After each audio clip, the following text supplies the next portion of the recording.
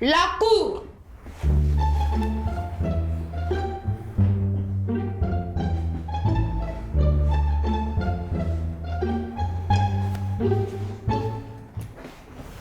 Veuillez vous rasseoir.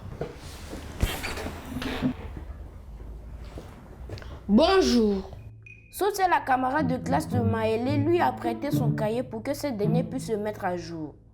Lorsqu'elle a récupéré son cahier des mains de son ami, elle a constaté qu'il était en très mauvais état. Fâchée, Sotia a traduit Maëlé devant la cour. Silence! Silence! Maëlé demanda à la barre.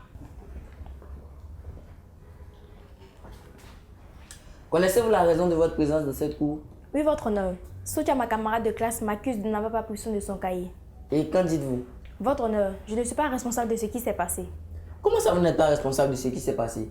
Vous lui avez emprunté son cahier, oui ou non? Oui, votre honneur, mais je ne suis pas responsable du mauvais traitement qu'il a subi.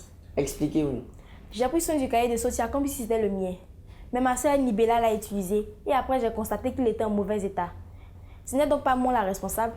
Votre sœur a-t-elle emprunté le cahier à votre insu? Non, monsieur le juge. Je lui ai moi-même remis le cahier afin qu'elle puisse l'utiliser. Et pensez-vous que c'est une bonne chose de prêter le bien des autres? Votre honneur, moi je ne vois pas de mal à cela. Avez-vous présenté vos excuses à Sotia? Je n'ai rien fait. C'est à ma sœur Nibela de s'excuser.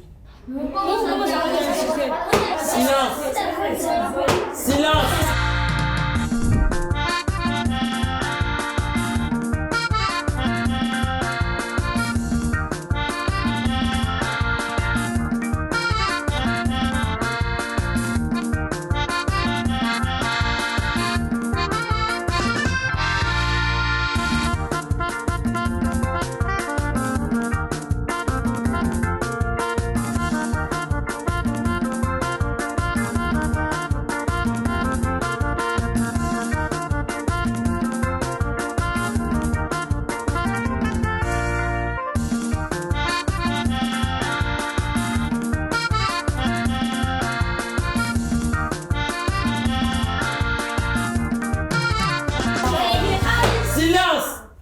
Je veux la discipline dans cette cour. Maître Maï, l'accusé est à vous. Merci, votre honneur.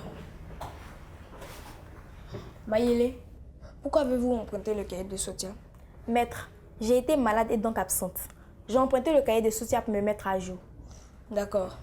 En donnant le cahier de Sotia à votre sœur, étiez-vous au courant qu'elle n'allait pas en prendre soin? Non.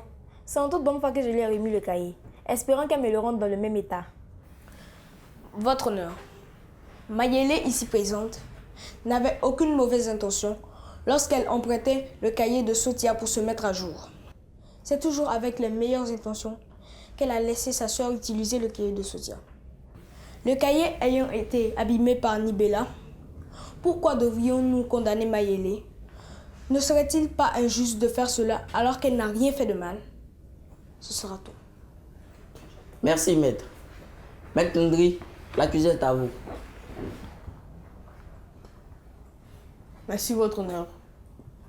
Maëlé, entre votre sœur et vous, qui est-ce qui a directement emprunté le cahier de Sotia? C'est bien moi, maître. Ne pensez-vous pas que c'est vous qui êtes la responsable de ce qui s'est passé? Non, pas du tout. Vu que ce n'est pas moi qui ai abîmé son cahier. Si la même situation vous était arrivée, qu'auriez-vous fait? Moi, je prête tous les jours mes affaires, mais il n'y a jamais eu de problème. Non, ce n'est pas ce que je demande. Si c'était votre cahier qui avait été abîmé, qu'auriez-vous fait? Maïlé, veuillez répondre immédiatement à la question de Maître Ndri. Je tolère tout, sauf de la sauce graine sur mon cahier. Silence! Silence! Poursuivez. Votre honneur, vous voyez qu'elle commence à se rendre compte de son erreur. Je n'ai plus de questions à lui poser. J'aimerais entendre la plaignante. Bien. Maïlé, veuillez regagner votre siège. Faites venir la plaignante. Sotia demanda à la barre.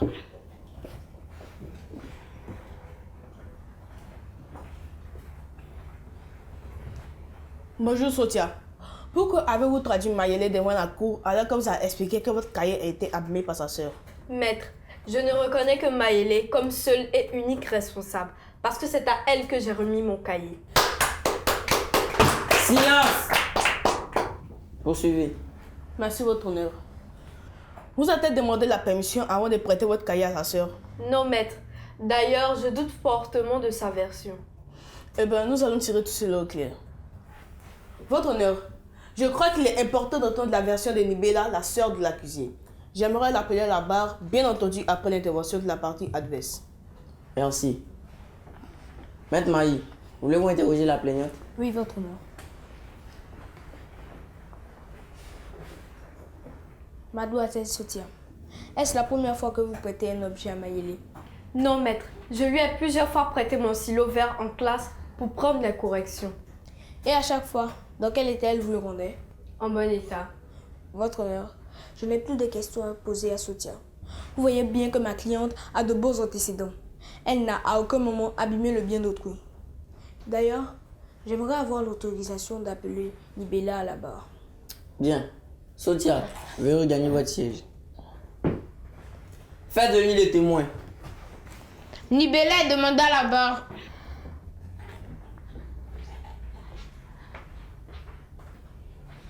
Nibela, avez-vous oui ou non emprunté le cahier de Sotia avec votre soeur? Monsieur l'avocat, oui, je reconnais avoir emprunté le cahier de Sotia. Alors c'est vrai ce que dit votre soeur. C'est bien vous qui l'avez abîmé. Oui, maître, mais je vous jure que je n'ai pas fait exprès. Je ne voulais pas que cela arrive. Je vous l'avais bien dit, je ne suis pas une menteuse. Silence! Je ne vous ai pas donné la parole. Ceci est ma dernière mise en garde. Poursuivez. Votre honneur, si nous sommes dans cette cour, c'est bien pour rétablir la vérité. Et la vérité, c'est que c'est Nibela, la sœur de l'accusé, qui a abîmé le cahier et personne d'autre. Ce sera tout. Merci. Maître Ndri, voulez-vous interroger le témoin? Non, votre honneur, ce n'est plus la peine. Bien. Nibela, veuillez regagner votre siège. La séance est suspendue. Nous reviendrons pour le verdict.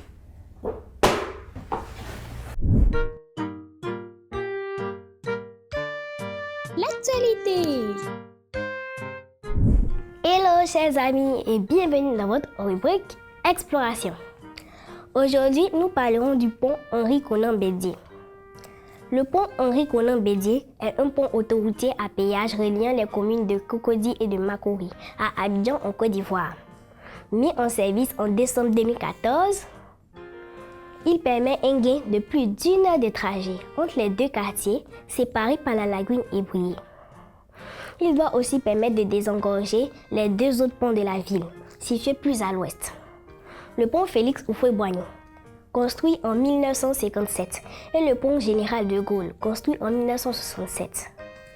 Érigé en 3 ans par le groupe Bouygues Construction, il était alors considéré comme l'un des plus importants chantiers d'infrastructure de l'Afrique de l'Ouest. Symbole du renouveau économique d'un pays, il est estimé que ce pont réduira les émissions de dioxyde de carbone de 90 000 tonnes par an. Je vous invite à le découvrir. Mais c'était d'avoir suivi. Au revoir et à bientôt. Si une personne accepte de nous prêter son bien, c'est bien parce que cette personne a confiance en nous. Alors il est important de bien entretenir les objets empruntés. Mayele n'aurait pas dû à son tour prêter le cahier de Sotia à sa sœur. Cela ne se fait pas. Quant à Nibela, elle aurait dû faire plus attention au cahier de Sotia. Mayele, veuillez vous mettre debout. Je la condamne donc à présenter ses excuses à Sotia et elle devra lui acheter un cahier neuf. Veuillez vous rasseoir. Avant de lever la séance, permettez au jury de donner quelques conseils. Les astuces. Coucou les amis.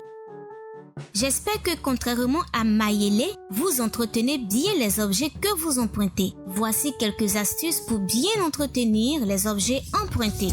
Il faut éviter de les prêter à votre tour. Bien les ranger, les conserver, les rendre le plus tôt possible. Le mot du pédagogue. Salut les enfants! Aujourd'hui, nous allons voir pourquoi il faut bien entretenir les objets que nous empruntons aux autres.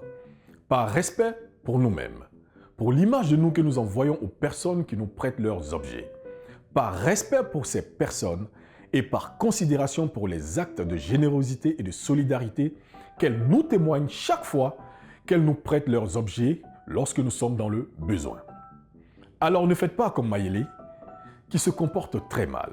Chers parents, enseignez à vos enfants l'importance de bien entretenir leurs affaires, ainsi ils auront le réflexe d'en faire autant lorsqu'ils empruntent les objets des autres. Insistez sur les avantages de bien entretenir les objets qu'ils empruntent aux autres, à savoir la sauvegarde de leurs relations, la montée de l'estime des autres envers eux et l'envie de toujours leur prêter des choses lorsqu'ils seront dans le besoin à cause de leur sens de l'entretien des biens d'autrui. Chers enfants, il est dans votre intérêt de mettre en pratique ces conseils, ainsi vous trouverez toujours quelqu'un pour vous dépanner en vous prêtant quelque chose lorsque vous serez dans le besoin. On se dit à la prochaine! Éducation civique et morale. Chute.